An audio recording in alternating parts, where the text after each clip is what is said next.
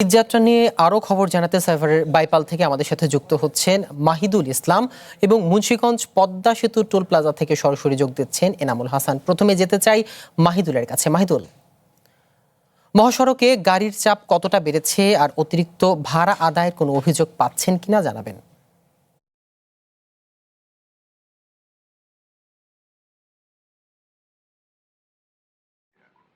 চন্দ্রা মহাসড়কের Baipail bus stand এলাকায় ঈদের মাত্র আর 3 দিন বাকি রয়েছে। এই ঈদ উপলক্ষে কিন্তু এখানকার যে শিল্পাঞ্চল সাভারের কিন্তু বেশ কিছু পোশাক কারখানা কিন্তু এখানে ছুটি ঘোষণা করা হয়েছে। ছুটি ঘোষণার পরপরই কিন্তু এই সড়কটি দিয়ে কিন্তু এখানকার যে ঘরমুখো মানুষ রয়েছে তাদের সকালবেলা থেকে কিন্তু আমরা দেখতে পেয়েছি কিছুটা চাপ আমরা দেখতে পেয়েছি। সকালবেলা থেকে কিন্তু ঘরে ফেরা মানুষরা কিন্তু এই বাস টার্মিনালে কিন্তু এসে উপস্থিত হচ্ছেন। তারা কিন্তু বাসের জন্য অপেক্ষা করছেন এবং আমরা এখানকার যে যাত্রীরা রয়েছে তাদের সাথে কথা বলেছি। তারা আমাদের জানিয়েছেন যে এখন পর্যন্ত কিন্তু এখানে অতিরিক্ত ভাড়া আদায়ের যে বিষয়টি সেটি কিন্তু তারা অভিযোগ করছেন। তারা বলছেন যে এই বাইপাইল বাস স্ট্যান্ড থেকে জামালপুরে যেতে আগে যেখানে 200 টাকা নেওয়া হতো সেখানে কিন্তু আজকে কিন্তু সেখানে 400 টাকা নেওয়া হচ্ছে। রংপুরের যাত্রীদের সঙ্গে কথা বলেছি, তারাও আমাদের জানিয়েছেন যে আগে 600 থেকে 650 টাকা ভাড়া নেওয়া হতো, সেখান থেকে কিন্তু আজকে এখানে 1000 টাকা কিংবা তারও বেশি ভাড়া চাওয়া হচ্ছে। ফলে এখানকার যে যাত্রীরা রয়েছেন তারা কিন্তু এই বাস স্ট্যান্ডে এখনো একটার পর একটা গাড়ির জন্য অপেক্ষা করছেন এবং ভাড়ার বিষয়টি কিন্তু তারা যাচাই করছেন। আর আরেকটা বিষয় জানিয়ে রাখি যে এখানকার যে ঈদযাত্রা, সেই ঈদযাত্রায় কিন্তু প্রত্যেকটি ঢাকা আরিচা মহাসড়ক এবং নবীনগর চন্দ্রা মহাসড়কের কিন্তু প্রত্যেকটি পয়েন্টে পয়েন্টে পুলিশ মোতায়েন রয়েছে।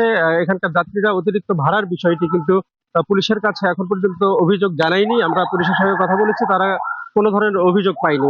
যাত্রীরাও বলছেন তারা অভিযোগ করেননি, তারা বাধ্য হয়ে এখান থেকে অতিরিক্ত ভাড়া দিয়েই তারা গ্রামে ফিরছেন। পুলিশ কর্মকর্তারা বলছেন যে এই ধরনের যদি কোনো অভিযোগ তারা পান তাহলে সাথে সাথে ব্যবস্থা নেবেন। আর একটি বিষয় জানিয়ে রাখি যে এই সড়কটি দিয়ে যে নিরাপদ যাত্রার জন্য কিন্তু অতিরিক্ত পুলিশ কিন্তু মোতায়েন করা হয়েছে এবং সেই অতিরিক্ত আইন শৃঙ্খলা বাহিনীর সদস্যরা প্রত্যেকটি মোড়ে মোড়ে কিন্তু এখানকার যে বাস রয়েছে যাত্রীবাহী বাসগুলো কিন্তু থামতে দিচ্ছে না। তারপরেও কিন্তু এই নবীনগর চন্দ্রা মহাসড়কের যে সড়কটি রয়েছে এই সড়কটিতে কিন্তু আমরা সকাল থেকে দেখতে পেয়েছি যে এই সড়কটি দিয়ে কিন্তু যে যানবাহন চলাচল করছে সেটি কিন্তু ধীর গতিতে চলছে।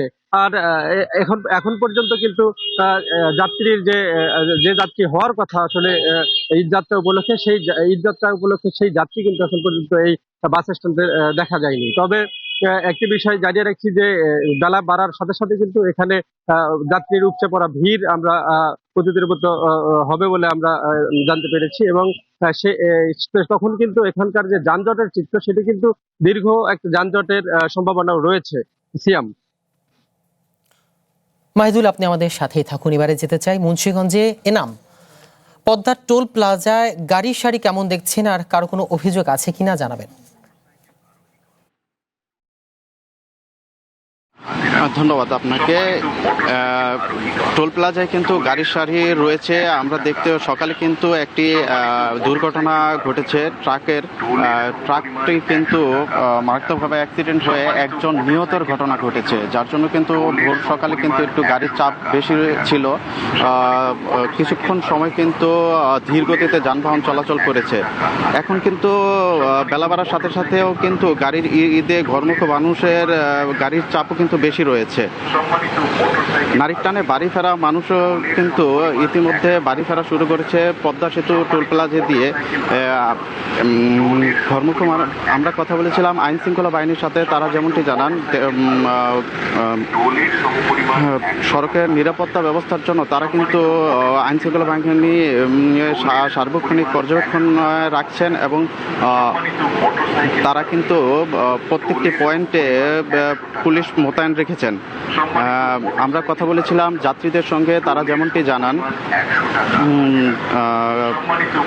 জানান ঘরমুখো মানুষ মহাসড়কে কোনো ধরনের যানজট ছাড়াই কিন্তু স্বস্তিতে বাড়ি ফিরতে পারছেন পদ্মা সেতু এবং পদ্মা সেতু টোল প্লাজার জন্য। এই ছিল সর্বশেষ এই ছিল সর্বশেষ পদ্মা সেতু টোল প্লাজা থেকে।